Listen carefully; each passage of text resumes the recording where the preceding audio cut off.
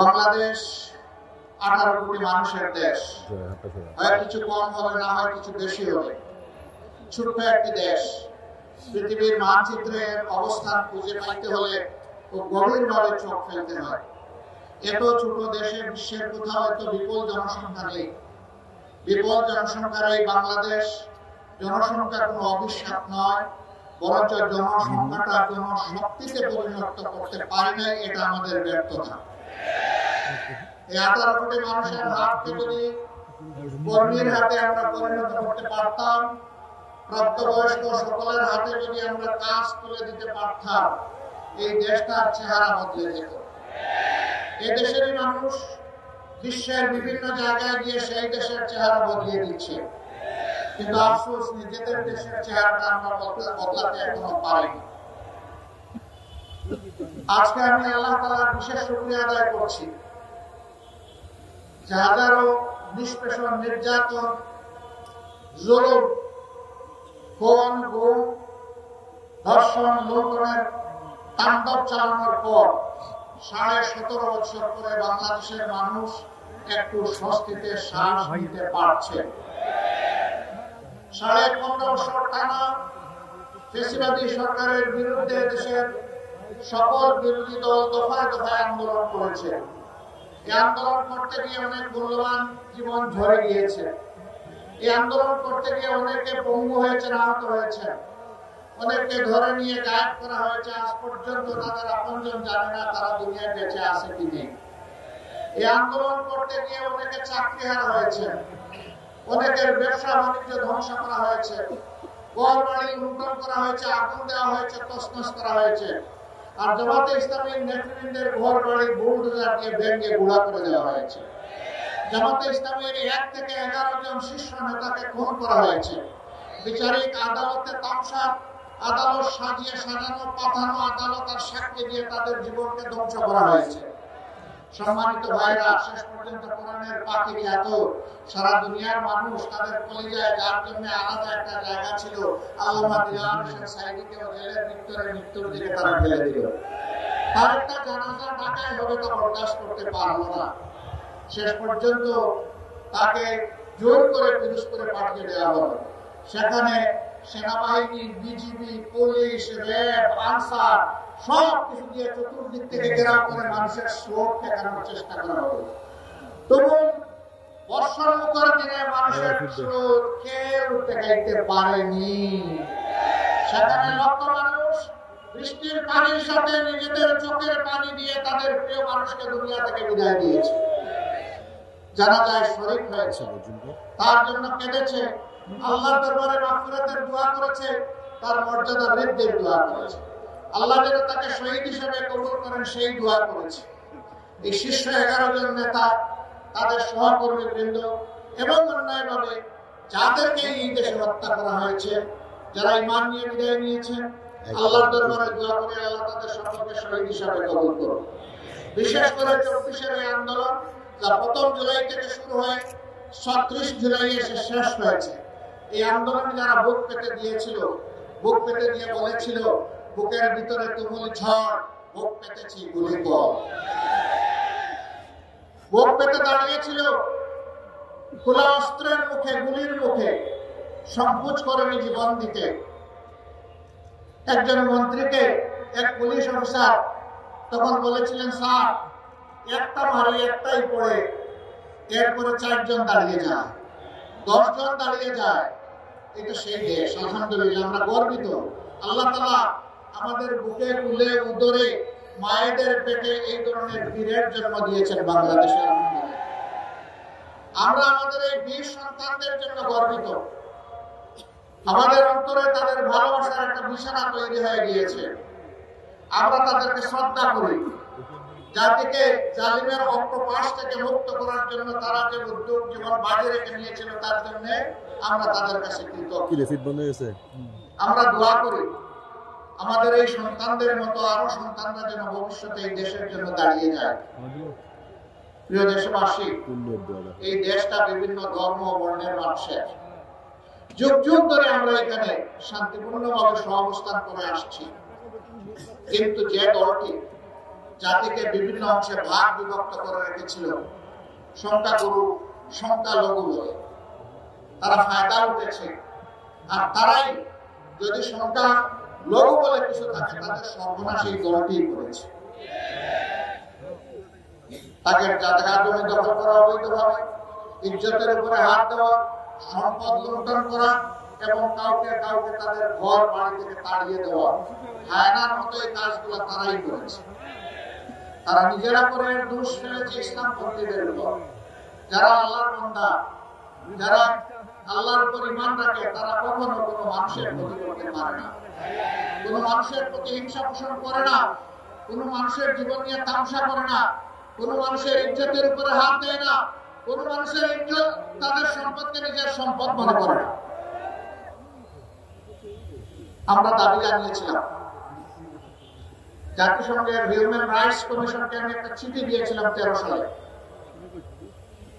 যে আমাদের বিরুদ্ধে যে অভিযোগগুলো দেওয়া হয় আমরা তার তদন্ত দাবি করছি। এই তদন্ত করবে জাতিসংঘ, আমরা সর্বাত্মক সহযোগিতা করব। আমরা চাই 72-এর 10 জানুয়ারি থেকে শুরু করে 24-এর, এখন নতুন করে আবার বলছি, 24-এর 5 আগস্ট পর্যন্ত, এমনকি আজকের দিন পর্যন্ত বাংলাদেশে এইরকম যতগুলো অঘটন ঘটেছে তার সুষ্ঠু তদন্ত হোক, তার শ্বেতপত্র জাতির সামনে প্রকাশ করা হোক। সেই শ্বেতপত্রে আমি ব্যক্তিটি যদি কালো বলে চিহ্নিত হয়, দুষ্কৃতিকারী বলে চিহ্নিত হয়, আমাকেও যেন ক্ষমা করা না হয়। আমরা দেখতে চাই এরা কারা, কারাই জাতির সর্বনাশ করে সংখ্যাগুরু এবং সংখ্যালঘুর মারামারি লাগিয়ে দিয়ে। সম্মানিত ভাইরা, এবারকার এই পরিবর্তন বিপ্লব অভ্যুত্থানের পরে 4 দিন বাংলাদেশে কোনো সরকার ছিল না, পুলিশ ফাংশন করে নাই, বিজিবি ঘর থেকে বের হয়নি, আর্মিরা শুধুমাত্র গাড়ির উপরে তারা মহড়া দিয়েছে। কিন্তু আল্লাহ শুকরিয়া, বাংলাদেশে এই 4 দিন বড় কোনো অঘটন ঘটে না। কারণ এই দেশের মানুষ দেশকে ভালোবাসে, মানুষকে ভালোবাসে, এই জন্য এই দেশের প্রত্যেকটা মানুষ ছিল এই 4 দিন সরকার। তারা সরকারের দায়িত্ব সবাই পালন করেছে যার যার জায়গা থেকে। জামাত ইসলামী, অন্যান্য ইসলামী দল, মাদ্রাসার ছাত্র, অন্যান্য দেশপ্রেমিক দল সেই 4 দিন সমস্ত মন্দির, মঠ, প্যাগোডা, চার্চ সবগুলো পাহারা দিয়েছে, যাতে কোনো জায়গায় কোনো অঘটন না ঘটে। এরপরে দুর্গাপূজা যখন আসলো, একটি গোষ্ঠী বাংলাদেশকে অস্থির করার চেষ্টা করলো। আমরা আমাদের হিন্দু ধর্মের ভাইদেরকে আশ্বস্ত করে বললাম, পূজা আপনারা নির্বিঘ্নে করবেন, আপনাদের পাশে থেকে আমরা পাহারাদারি করব। তারা তাদের পূজা করেছে, আমরা নিরাপত্তা যতটুকু পারি তাদের পাশে থেকে করেছি। আবার যে জায়গাটায় তারা প্রয়োজন মনে করেন নাই ওখানে আমরা যাই নাই, যেখানে তারা প্রয়োজন মনে করেছেন আমরা সেখানে গিয়েছি, প্রশাসনকে সহযোগিতা করেছি। তবে আমরা চাই না নির্দিষ্ট কোনো ধর্মাবলম্বীদের তার একটা উৎসব আসবে, একটা অনুষ্ঠান আসবে, সেই উপলক্ষে তাদেরকে পাহারা দিতে হবে, এটা আমরা চাই না। যদি বাংলাদেশে মসজিদ পাহারা দেওয়ার দরকার না হয়, মন্দিরও পাহারা দেওয়ার দরকার হবে না। আমরা সেই সামাজিক নিরাপত্তা বলয় দেখতে চাই। আমার সম্মানিত ভাইরা, মুক্তিযুদ্ধের পক্ষের বিপক্ষের অনেক আওয়াজ, গুঞ্জন, অনেক বিভক্তির কথা, অনেক বিষ ছড়ানো কথা আমরা শুনেছি।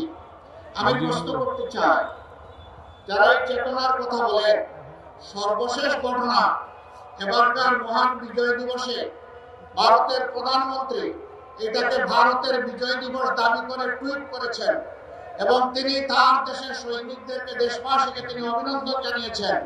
একটা শব্দ তিনি বাংলাদেশ নামে উচ্চারণ করেননি। আপনাদের চেতনা কোথায় ছিল? এই বিজয় কি বাংলাদেশের না ভারতের? আপনারা বলুন, এই বিজয় বাংলাদেশের না ভারতের? বাংলাদেশের যদি বিজয় হয়ে থাকে আর ভারতের প্রধানমন্ত্রী যদি এই বিজয় তাদের বলে দাবি করে, আপনারা চুপ কেন? আপনাদের চেতনা কোথায় যায় তখন? সীমান্তে যখন ফেলানির লাশ ঝুলে থাকে, আপনাদের চেতনা তখন কোথায় থাকে? দিনের পর দিন যখন নিরীহ মানুষকে বর্ডারে হত্যা করা হয়, তখন আপনাদের মধ্যে আওয়াজ বের হয় না। বরঞ্চ আপনাদের এক সময় পররাষ্ট্রমন্ত্রী বলেছিল, সীমান্তে যারা বাংলাদেশি মারা যায় তারা দুষ্কৃতিকারী। লজ্জা, জাতীয় লজ্জা। আপনারা এই দেশের মন্ত্রী হয়ে ভিন্ন দেশের গান গান, কারণ আপনাদের মাথা অন্য জায়গায় আপনারা বন্ধ করে দিচ্ছেন।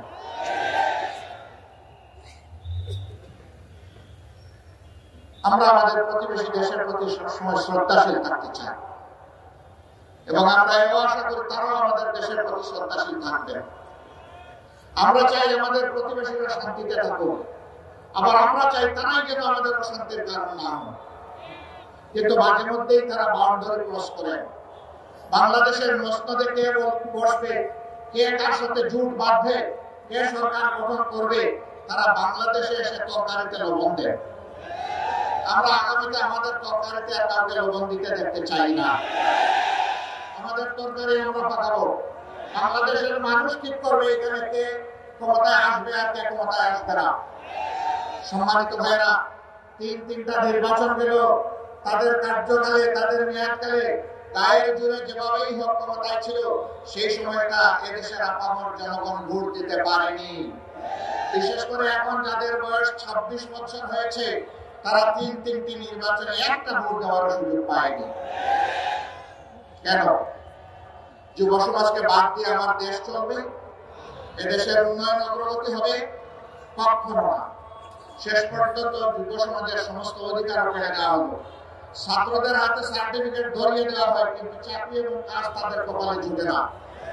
কোটার চক্রান্তে বন্দী করে তাদের কপাল কিসমত হাইজ্যাক করে নিয়ে নেওয়া হলো। তারা এর জন্য রাস্তায় নামলে অধিকার আদায়ের জন্য ছোট্ট একটি দাবি, সেই দাবিটাকে করোনা কায়দায় হেলমেট এবং মুগর দিয়ে দমন করার চেষ্টা করা হলো। গুলি চালানো হলো, শেষ দিন পর্যন্ত মানুষের বুকে গুলি চালানো হলো। কম বেশি 2000-এর মতো বুকের দম কেড়ে নেওয়া হলো। আমরা আল্লাহর দরবারে দোয়া করি আল্লাহ তাদেরকে শহীদ হিসেবে কবুল করুন, তাদের পরিবারকে আল্লাহ তাআলা সবার ত্যাগ করার তৌফিক দান করুন। 34,000 ছেলে মেয়েকে কঠিন ভাবে আক্রমণ করে আহত করে তাদেরকে পঙ্গু করে দেওয়া হয়েছে। 500 অধিক দুই চোখে দেখে না, 750 অধিক এক চোখ হারিয়েছে। 500 বাইরে কত হাজার পা হারিয়েছে, হাত হারিয়েছে, আল্লাহ ভালো জানেন। সেই সব আমরা এখন বলতে পারি। নির্মম ভাবে তাদের উপর আক্রমণ করা হয়েছে। তারা তো ক্ষমতার প্রতিদ্বন্দ্বী হয়ে রাস্তায় নামেনি, তারা একটা অধিকার চেয়েছে, কিন্তু শেষ পর্যন্ত আল্লাহর ইচ্ছা তাদের একটি অধিকারের সাথে জনগণের সমস্ত অধিকারের জন্য তারা লড়াই শুরু করবে এবং সেই লড়াইয়ে আল্লাহ তাআলা সাহিত্য নেমে আসলো। আল্লাহ তাআলা বাংলাদেশের জনগণকে উপহার দিলেন শান্তি এবং স্বাধীনতা, যার কারণে আজকে আমরা কথা বলতে পারছি। এরকম ময়দানে গত 15.5 বছর আপনারা কোনো দলকে দেখেছেন? আওয়ামী লীগের নামে নাই, আওয়ামী লীগের নামে নাই। কেন আমরা এখানে একা খালি মাঠে তো আর খেলা চলে না, সেই মাঠে আর কোনো প্লেয়ার নাই, তারাই একা। অবশ্যই এটাও ঠিক, 14 নির্বাচনে 154টি আসন তারা দখল করেছিলেন বিনা প্রতিদ্বন্দ্বিতায়। 18 নির্বাচন করেছেন রাতের বেলা মিডনাইট ইলেকশন, আর 24-এর ইলেকশন করেছেন আমি আর দাবি। একদিকে আওয়ামী লীগের ক্যান্ডিডেট, আর একদিকে আওয়ামী লীগের নিউট্রাল ক্যান্ডিডেট, স্বতন্ত্র ক্যান্ডিডেট। কি হাস্যস্কর! এই সরকার ছিল দামি সরকার। আলহামদুলিল্লাহ, দামি সরকার হওয়ার কারণে সামান্য একটু ফুটে উড়ে গেছে সরকার। এখন তারা আবার মুখে ধমকি দিচ্ছেন, আবার তারা ফিরে আসবেন, দেহ দখল করবেন, আবার আগের মতো তারা তাণ্ডব চালাবেন। বলেন যে খাইয়ে নাও, যে কয়দিন বাঁচার বেছে নাও, আবার আসতেছে, আবার দেখা হবে। মানে আত্মস্বীকৃত খুনি, খুনের ভোক্তার দিয়েই চলেছে। আমরা তাদেরকে বিনয়ের সাথে বলতে চাই, এই অধ্যায় ক্লোজ। আমার ভাই রহিম ইসলাম বলেছেন, স্বৈরশাসকরা পালিয়ে গেলে আর ফিরে আসে না। চৌশেস্কু আসে নাই, রেজা শাহ পাহলভি আসে নাই, বেন আলী আসে নাই, আর উনি কয়েকজনের নাম নিয়েছেন, কেউই আসে নাই। না, কেউ আসতে পারবে না। শ্রীলঙ্কার স্বৈর শাসন পালিয়ে গেছে, আসে নাই, আসবে না। আপনারা মানসিক সান্ত্বনার জন্য যাই বলতে থাকেন বলুন, বাংলাদেশের মানুষকে বোকা ভাববেন। অনেক যন্ত্রণা আমাদের উপর করা হয়েছে, চাপিয়ে দেওয়া হয়েছে, জুলুম করা হয়েছে। দেশের স্বার্থে আমরা সবগুলো বুকে চেপে এখন দেশটাকে সামনের দিকে সবাই মিলে আমরা এগিয়ে নিতে চাই। আমরা চাই না এই দেশ বাদ বিভক্ত হোক। আমরা চাই 18 কোটি মানুষের 36 কোটি হাত একত্রিত হোক। সবাই এক হয়ে হিংসা বিদ্বেষ পরিহার করে আমরা সামনে আগাই। তবে এটা ঠিক, যারা খুন করেছেন, গুম করেছেন, যারা লুণ্ঠন করেছেন, চুরি করেছেন, দেশের 26 লক্ষ কোটি টাকা বিদেশে পাচার করেছেন, তাদের বিচার হতে হবে, আর ওই টাকাগুলো দেশে ফেরত আনতে হবে। এগুলো জনগণের টাকা, ফেরতের জনগণের কাজে লাগাতে হবে। ঠাকুরগাঁও জেলা, আমি এখানে এসে খবর নিলাম, এটা বাংলাদেশের একটা গুরুত্বপূর্ণ জেলা। এই জেলা বাংলাদেশের উন্নয়নে নিশ্চয়ই অবদান রেখে চলেছে। এই জেলায় উচ্চশিক্ষার কোনো বিদ্যাপীঠ নেই, এখানে কোনো মেডিকেল কলেজ নেই, এখানে কোনো প্রকৌশল কলেজ বা বিশ্ববিদ্যালয় নেই, এখানে কোনো এগ্রিকালচার ইউনিভার্সিটি নাই, এখানে কোনো পাবলিক ইউনিভার্সিটি নেই। কি ঠাকুরগাঁও জেলা বাংলাদেশের অংশ না? যদি অংশ হয় তাকে তাহলে বৈষম্য কেন? এই জেলায় অবশ্যই এই প্রতিষ্ঠানগুলা এই জেলা পাওয়ার হকদার দাবি রাখে। আমরা অন্তর্বর্তীকালীন সরকারকে বলবো, সহজ যদি নাও পারে, আগামী 1 থেকে যদি বড় কোনো প্রকল্প আপনারা হাতে নিয়ে থাকেন, ঠাকুরগাঁও যেন ওইটা থেকে বাদ না হয়। কমপক্ষে একটা মেডিকেল কলেজ দিয়ে যাত্রা শুরু করেন, আপনারা সিদ্ধান্ত নেন, কার্যক্রম শুরু করেন। পরবর্তী নির্বাচিত সরকার এসে সেটা পূরণ করবে। বাকি যে সমস্ত ন্যায্য দাবি আছে সেগুলো পর্যায়ক্রমে দেখতে হবে। আমরা এমন চাই না বাংলাদেশের সম্পদের উন্নয়ন যে কোনো এক জেলায় চলে যাক আর বাকি জেলা বঞ্চিত থাক, এটা আমরা চাই না। আমরা চাই সমতার ভিত্তিতে বাংলাদেশের সকল জেলা যেন তার অধিকার ফিরে পায়। তার জন্য একটা জিনিসের নিশ্চয়তা বিধান করতে হবে, সেটা হচ্ছে আদালতে ন্যায় বিচার। যদি ন্যায় বিচার কায়েম হয়, অধিকার কাউকে চাইতে হবে না, এটা রাষ্ট্রের দায়িত্ব, যার অধিকার তার ঘরে পৌঁছে দেবে। আল্লাহ যদি আমাদেরকে এমন কোন সুযোগ দেয়, আমি তো দাবি পেশ করলাম, ইনশাআল্লাহ আমাদের কাছে আর কোনো দাবি পেশ করা লাগবে না। আমরা ওয়াদাবদ্ধ, আমরা আমাদের সামর্থ্যের ভিতরে সর্বোচ্চ যেটা করা সম্ভব সেটা করবো ইনশাআল্লাহ। অন্য কেউ যদি সরকার গঠন করে, যদি আপনাদের সেই দাবি অপূরণ থেকে যায়, আপনারা যখন দাবি করবেন, আওয়াজ তুলবেন, আপনাদের হাতের সাথে হাত মিলিয়ে আমরা আওয়াজ তুলবো ইনশাআল্লাহ। ওই দাবি আদায়ের জন্য আমরা একাকার হয়ে যাব, তারপরে আমরা দাবি আদায় করে ছাড়বো ইনশাআল্লাহ। সম্মানিত ভাইয়েরা, এটা শুধু ঠাকুরগাঁওর জন্য নয়, সারা বাংলাদেশের জন্য একই নীতি হওয়া উচিত। প্রধানমন্ত্রীর বাড়ি যেখানে হবে, সেখানে উন্নয়নের সমস্ত জোয়ার দিয়ে পানি ওখানে ধাক্কা লাগবে, এটা আমরা চাই না। যিনি প্রধানমন্ত্রী হবেন, দেশের প্রত্যেক ইঞ্চি মাটিকে তার সম্মান করতে হবে, প্রত্যেকটি মানুষকে তার সম্মান করা লাগবে, তবেই তিনি দেশের প্রধানমন্ত্রী হিসেবে বিবেচিত হবেন। মন্ত্রী পরিষদের সদস্যরা কোনো এলাকার প্রতিনিধিত্ব করবেন না, সেই মন্ত্রণালয় সারা বাংলাদেশের যত কাজ আছে সব জায়গার প্রতিনিধিত্ব করবে। এইভাবে যদি ইনসাফের ভিত্তিতে দেশ চলে, ইনশাআল্লাহ এই দেশ আগামীতে বিশ্বে উন্নয়নের একটা রোল মডেল হবে। আমি হাসিনার রোল মডেলের কথা বলছি না, সেই রোল মডেলে 26 লক্ষ টাকা দেশের বাইরে চুরি করে চলে গেছে, ওইটা না, আমি সত্যিকারের রোল মডেলের কথা বলছি। সেই বাংলাদেশ আমরা করতে চাই, আপনারাও সেই বাংলাদেশ চান। আলহামদুলিল্লাহ, এই বাংলাদেশে শিশু, বৃদ্ধ, আবাল, বনিতা, নারী, পুরুষ নির্বিশেষে সকলে ঘরে বাইরে কর্মক্ষেত্রে সর্বত্র তারা একটা মর্যাদা পাবে এবং নিরাপত্তা তাদের নিশ্চিত হবে ইনশাআল্লাহ। এই বাংলাদেশ গঠনের জন্য আমাদেরকে আরো অনেক ত্যাগ স্বীকার করতে হবে। আপনারাও কি সেই ত্যাগ স্বীকার করতে প্রস্তুত? শিওর? বুঝে শুনে হাত তুলেছেন, আওয়াজ দিচ্ছেন, মুবারকবাদ। সংগ্রাম আমাদের শেষ হয়নি, আমাদের সন্তানরা এখনো স্লোগান দিচ্ছে, আবু সাইদ মুক্ত, শেষ হয়নি যুদ্ধ। আমাদের যুদ্ধ মানবতার মুক্তি অর্জিত না হওয়া পর্যন্ত চলবে ইনশাআল্লাহ। আমরা একটা বৈষম্যহীন দেশ চাই, ছাত্রাবাস মুক্ত দেশ চাই, অবৈধ দখলদার মুক্ত দেশ চাই, দুর্নীতি মুক্ত দেশ চাই, ঘুষ মুক্ত দেশ চাই, এবং একটা সাম্যের বাংলাদেশ আমরা চাই, একটা মানবিক বাংলাদেশ চাই।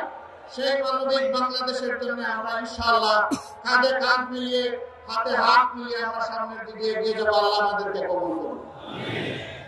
আমরা বাংলাদেশ জামাতে ইসলামী আপনাদের কাছে বিশেষ অনুরোধ রাখতে চাই, আমাদেরকে যদি জনগণের কল্যাণে কাজ করতে দেখেন, দেশের কল্যাণে কাজ করতে দেখেন, দিনের কল্যাণে কাজ করতে দেখেন, আমরা যেন আপনাদের একটু ভালোবাসা পাই, আমরা যেন আপনাদের একটু দোয়া পাই, আপনাদের একটু সহযোগিতা পাই, ন্যায়সঙ্গত কাজে আপনাদেরকে যেন পাশে পাই, আপনাদেরকে যেন সাথে পাই। যদি কোনো অন্যায় করতে দেখেন, আপনাদের পক্ষ থেকে যেন প্রতিবাদের আওয়াজ উঠে, আপনারা যেন আমাদের সমালোচনা করেন, আপনারা যেন আমাদেরকে টান দিয়ে সোজা করে দেন। যদি আপনাদের এই গঠনমূলক সমালোচনা আর যদি দোয়া ভালোবাসা আমাদের সাথে থাকে, আমরা অঙ্গীকারবদ্ধ আল্লাহ তাআলার হুকুম হলে জনগণের ভালোবাসা এবং সমর্থন পেলে আমরা একটি সাম্যের বাংলাদেশ উপহার দেব ইনশাআল্লাহ।